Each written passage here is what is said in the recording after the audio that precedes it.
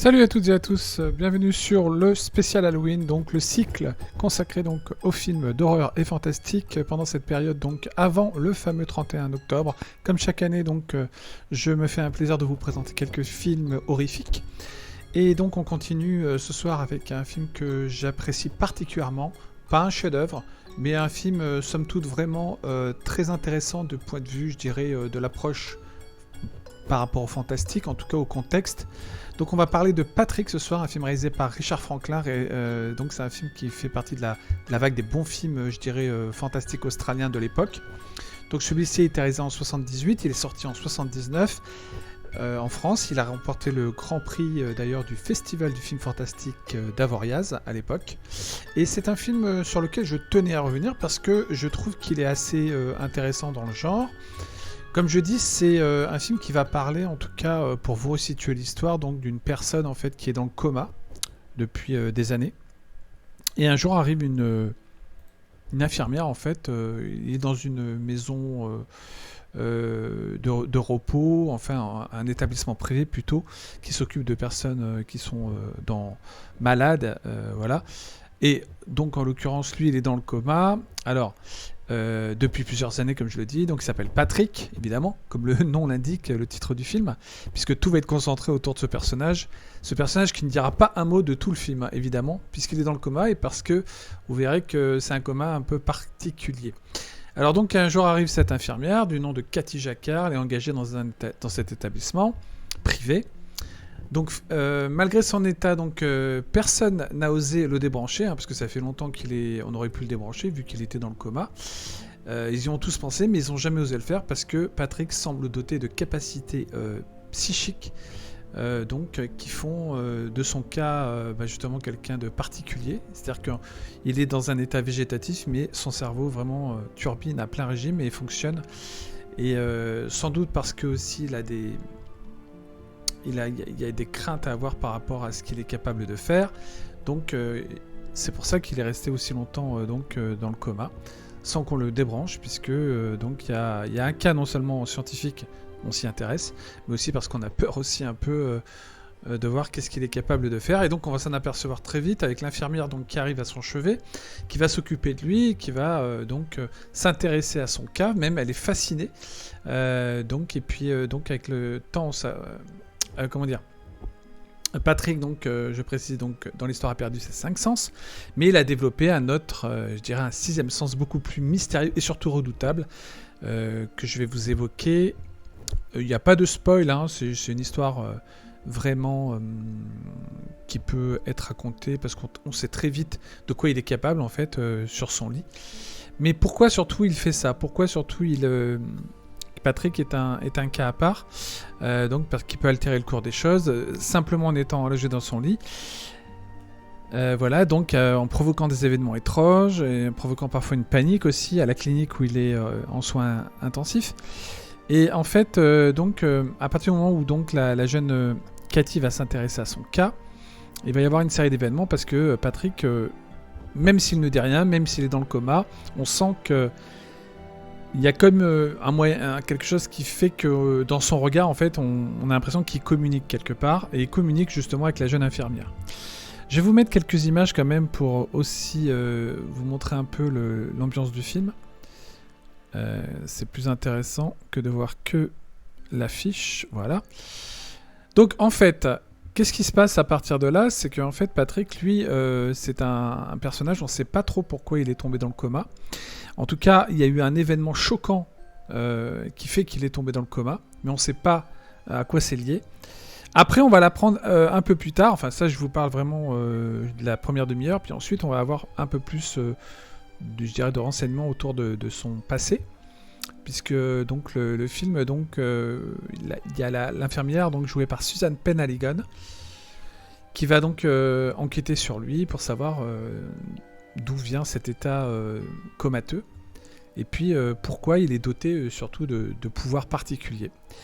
Mais là où c'est intéressant dans ce film fantastique, qui avait eu le grand prix du Festival d'Avoriaz, c'est que surtout Richard Franklin, en fait, il s'intéresse aussi non seulement au trauma psychique de l'enfance de Patrick, puisque donc il a surpris sa mère avec son amant, et donc ça il l'a pas supporté, il les a tués tous les deux. je crois en les tuant, en les électrifiant dans la baignoire. Et à partir de là, donc, un traumatisme s'ensuit, Patrick a un accident, etc. Et puis, donc, tombe dans le coma. Bon.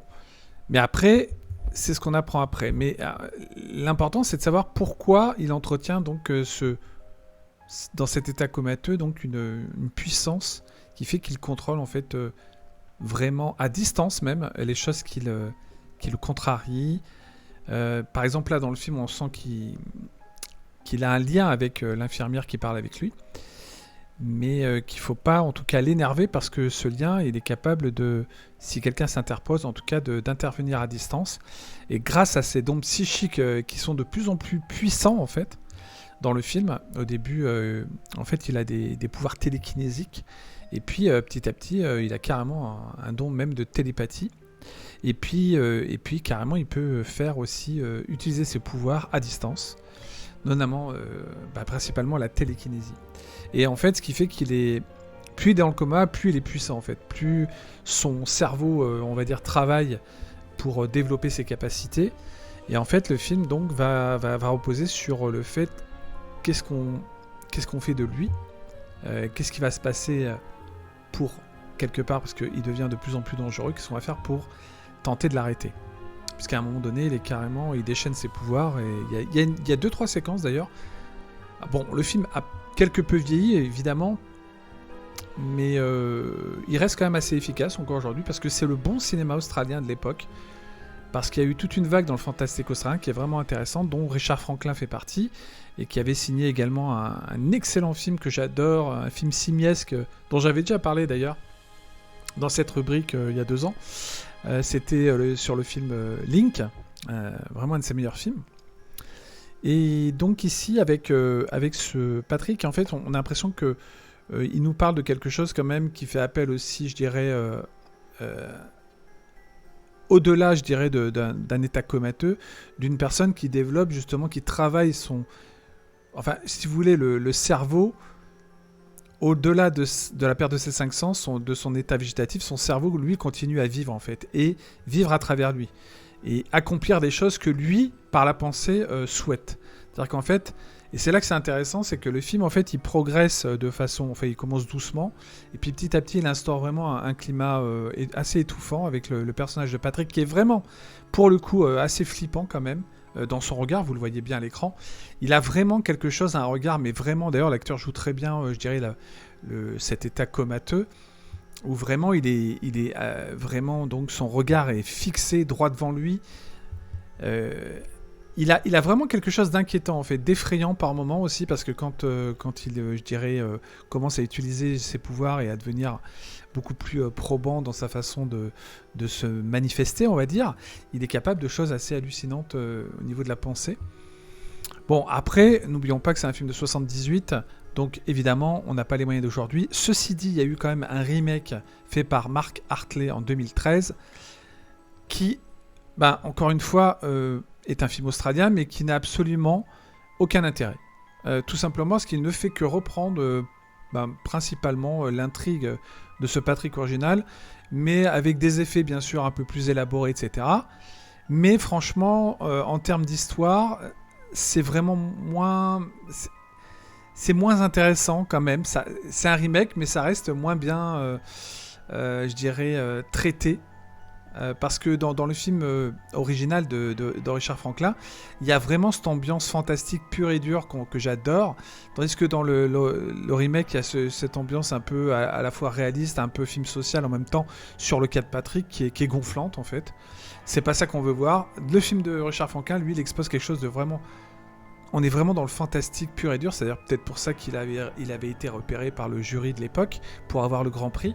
C'est un Grand Prix mérité, moi je dis, c'est un film qui, évidemment, n'est pas non plus, je veux dire, le meilleur film fantastique en soi, mais en tout cas, je trouve qu'il a une certaine... un certain cachet qui lui donne quand même encore une certaine, je dirais, force quand on le regarde, puisque, je vous dis, au-delà, bien sûr, de cette relation qui est entre l'infirmière et Patrick, donc, qui est sur son lit d'hôpital et qui va essayer de communiquer, de témoigner quelque part un lien, un contact.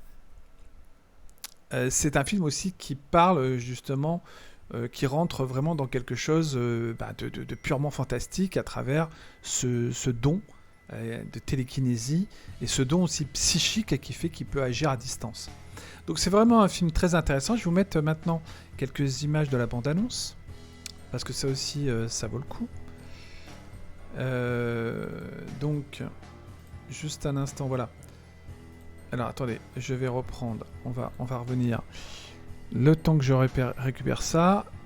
Donc comme je dis, pour ce film, c'est un film donc qui fait la part belle aux effets spéciaux, je dirais, puisqu'il y a quand même quelques scènes avec les moyens de l'époque qui sont très bien faites, très bien réalisées. Donc voilà, pour moi c'est quand même une petite pépite dans le genre. Alors voilà, je vous ai remis les images de la bande-annonce.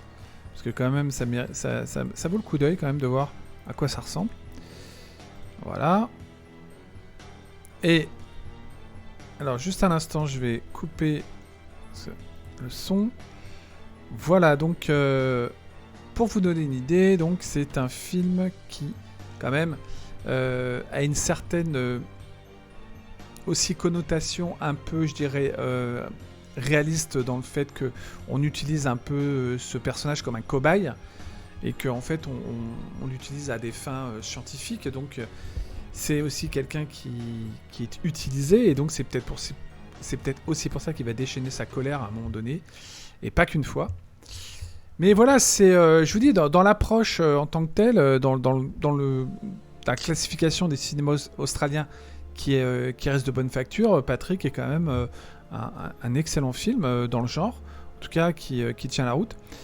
Et vous verrez qu'il y a quelques scènes à suspense très correctes, très bien faites, qui laissent, dont on ne sait pas justement à quel moment il va faire surgir en fait le côté, je dirais, surnaturel, puisque en fait il agit par la pensée. Donc vous ne connaissez pas en fait la force de ses réactions. Il y a quand même une démonstration aussi, je dirais, pour l'époque, vous voyez, quelques scènes là, de sa puissance donc psychique. Voilà, moi je trouve que c'est intéressant de pouvoir redécouvrir ce film, parce que ça nous resitue aussi une époque bénie, je dirais, du fantastique, qui fait qu'il y avait quand même des films assez originaux dans le genre qui se présentaient. Voilà, donc moi j'inviterais vraiment ceux qui sont curieux à le découvrir, même si je dis il a quelque peu vieilli, mais il reste quand même par son traitement très très intéressant.